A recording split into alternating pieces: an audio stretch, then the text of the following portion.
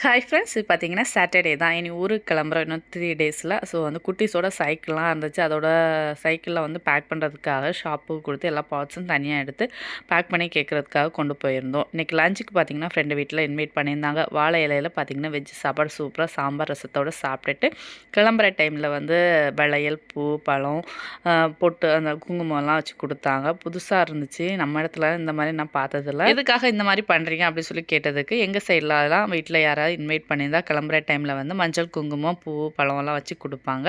So வெத்தலை பாக்கு இல்லாதனால அவங்க அந்த மாதிரி வளையல், பூ, பழம் வச்சு கொடுத்தாங்க. ரொம்ப சூப்பராக இருந்துச்சு. எனக்குமே நல்லா பிடிச்சிருந்து. எல்லாமே சூப்பராக சாப்பிட்டுட்டு வீட்டுக்குமே கொஞ்சம் கொடுத்து விட்டாங்க வாங்கிட்டு.